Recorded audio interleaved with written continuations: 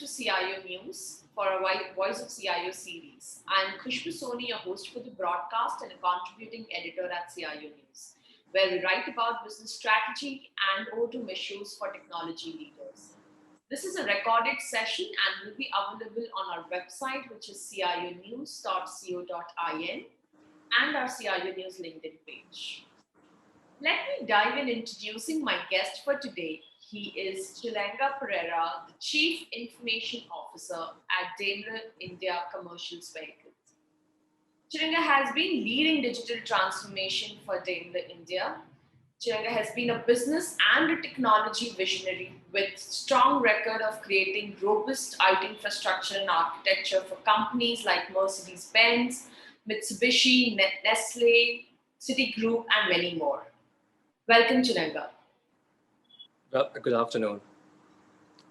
Good afternoon. So it's a pleasure to host you today, Chulanga. We can start with the first question is, if you can give us a quick brief about Daimler India. We all are aware about the brand, but if we can get a quick insight from you, that'd be great. So, Daimler India Commercial Vehicles is a part of the Daimler Trucks and Bus Group, which falls under Daimler AG. And here in Chennai, in India, we produce 4 brands. The Bharat-Benz brand for the local market here in India, the Fuso brand, which we export out of here, the Mercedes-Benz, and the Freightliner.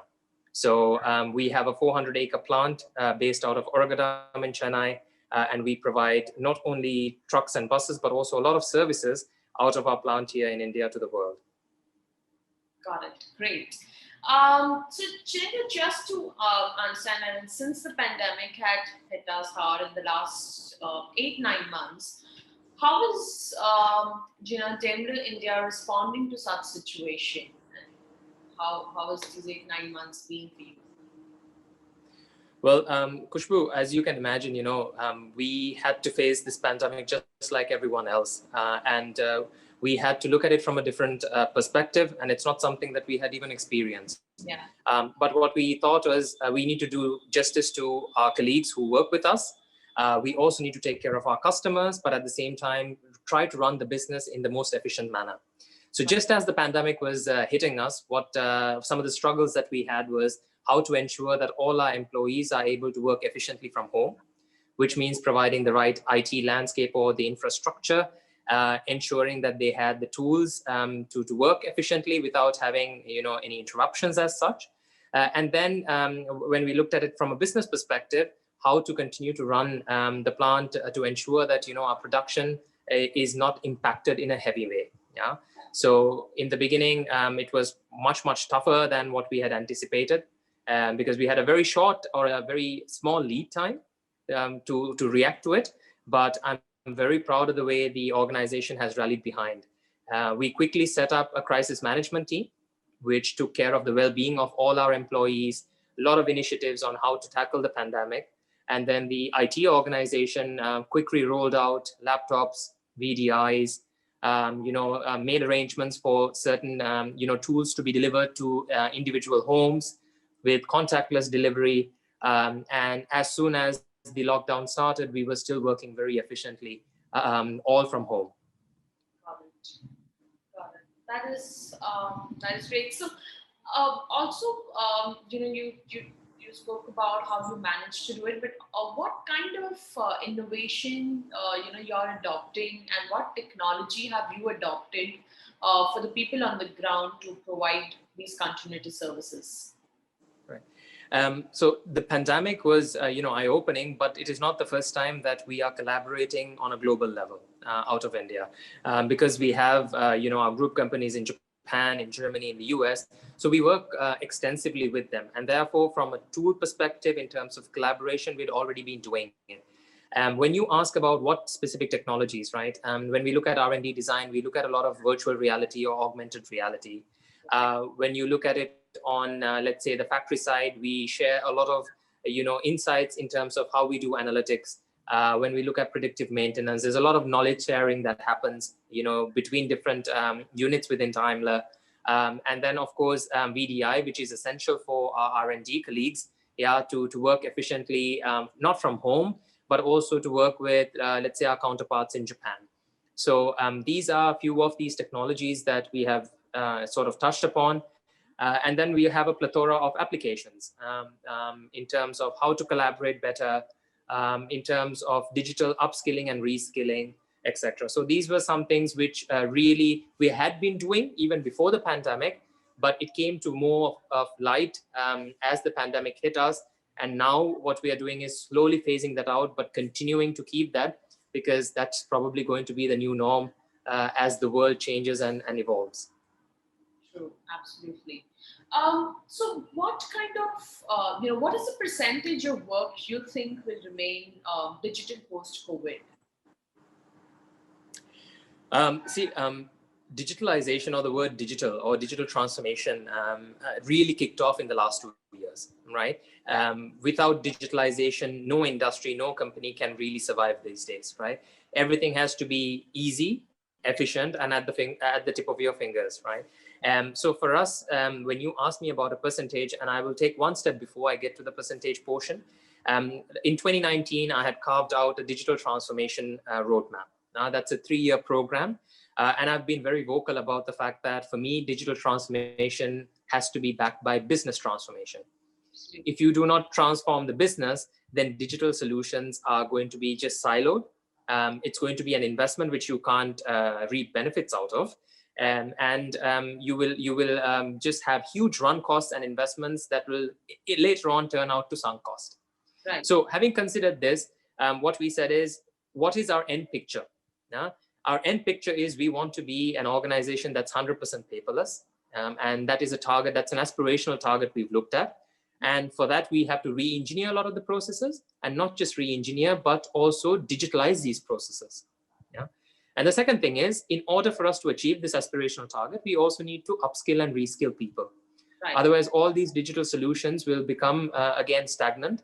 Change management will become harder, and adoption will be very low. Yeah. So it's very, very tough if you look at it. But now that we have progressed almost 1.5 years into our transformation journey, I can confidently say we've doubled our investment in digitalization, even during the pandemic. And what we want to achieve is, an organization that works seamlessly from end to end.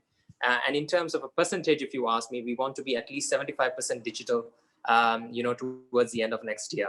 Right. And what that means is all our current manual processes will get converted in some way or form, leading us towards monetizing the data that we will gather to drive further insights, analytics, etc.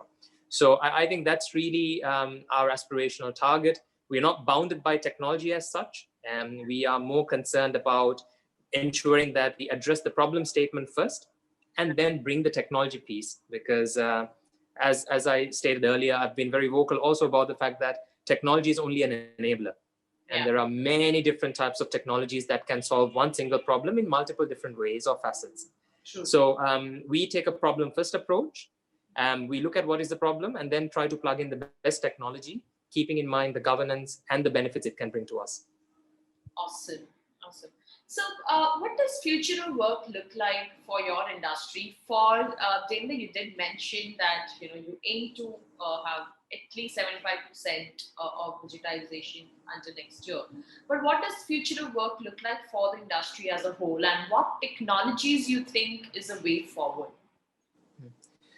I think if you speak to different people who come from different industries, they might have a different perspective. And I will talk on behalf of commercial vehicles. For us, we put our customer at the center.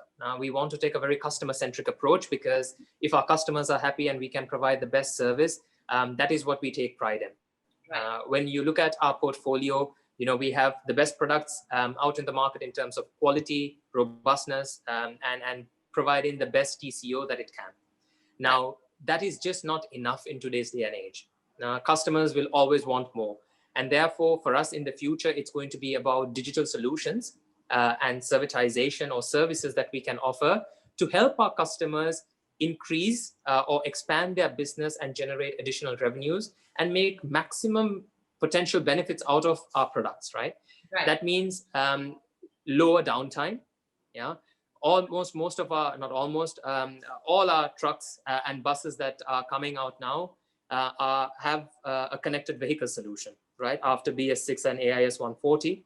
Yeah. And what this does is it gives our fleets or our customers a very good insight to their truck. And in the future, we would also want to be able to predict certain portions of events and downtime, etc., that is happening in the truck to increase our uptime. Then comes the service portion. And you buy the truck, your truck is running, but service becomes an integral part. And in the past, we rolled out an app called ProServe, which helps our customers, make service bookings, order certain parts, even make payments online with just the use of this ProServe app. Yeah. And what we want to now do is build more use cases around such applications, which means that the life of the customer becomes very, very simple and easy. Yeah. So that's how I foresee. And of course, in the future, there is also a huge drive in the automotive sector to be greener, and look at alternate fuels, look at electrifying a lot of the vehicles within our portfolio, and then hopefully making also the roads a lot safer. So that is very, very important. So that's where I foresee that technology will play a big role. If you look at, active brake assist, if you look at even, let's say, certain portions of semi-automated trucks, electric vehicles. So the way the world is moving in the commercial vehicle segment, technology and services and digitalization will play a huge role. Got it. Absolutely. Couldn't agree more, in fact. My last question is, what advice would you want to give to other organizations, CIOs of other organizations? And if you want to share some best practices, certain do's and don'ts. Khushbu, that's a very tough question to answer. And I'll tell you why. Because I genuinely believe that there is no one person who has mastered or cracked the art of digital transformation. It's much tougher than the two words. And when you actually start doing it, that's when you realize how difficult it is. And what I can share is our personal experiences and our approach. And for us, it was, first of all, understanding our current maturity as an organization. Right. Which means, where do we stand and what is our appetite to adopt digitalization and digital solutions? Right. And then we said, I spoke about the end picture that we wanted to paint, where we want to achieve. There we took a conscious decision that we said, you know what, when we invest looking at an ROI, but we also invest in automating and digitalizing things that actually make sense, not everything. Which also goes back to why I said 75% and not 100% digital, because some things sometimes does not make sense for us to digitalize, or we will not see the payback just yet. Yeah. Or there are technologies that are not matured enough for us to adopt in this digital transformation. So therefore, my advice would be, take one step at a time. You have to go through digitalization, and then digital transformation. Understand your current maturity. Make sure you have enough resources and skill sets in-house. If not, partner with whoever you need to partner with to make sure that your journey is carved out the right way. Make investments and have models where you can self-suffice, which means have operating models where you don't have to continuously depend on your management providing you funding. So you need to think of creative ways to build that, and then start building a very strong foundation. Your core, right? Your core IT foundation in terms of cybersecurity, in terms of infrastructure, IT infrastructure, in terms of what you need to do, will take a lot of time to build. And then you can build services on top. All the cutting edge and evolving technologies can come on top. And one piece that I want everyone to focus on is the people aspect. I can sit here and develop a lot of digital solutions, but if the adoption is low and people are not equipped or trained to adopt those technologies, that's where you see organizations failing. True. Right. So those are a few things, train, reskill, upskill the people, not just within IT, but also within the business. Have proper governance model, because once digital, solutions or use cases start building up, you will realize that it becomes very hard for you to manage unless your governance is in place. And then this whole thing has to be bound by the fact that you need to have data governance and also cybersecurity. We live in a digital world now. Everybody's working remotely. So all these aspects need to come together to form your final picture. And I think if you can, take that time, irrespective of the size of the organization, irrespective of the industry, I think most people can be successful, in my opinion. Agree. I agree. Awesome. It has been a great conversation. I think we've come to an end. I've kind of covered all my questions. Thank you so much for taking out time. I just have one last question. This is apart from all the work that we've been talking. Any new hobbies that you learned while you were at home, working from home? So apart from all the work that we've been discussing, any new hobbies that you picked up?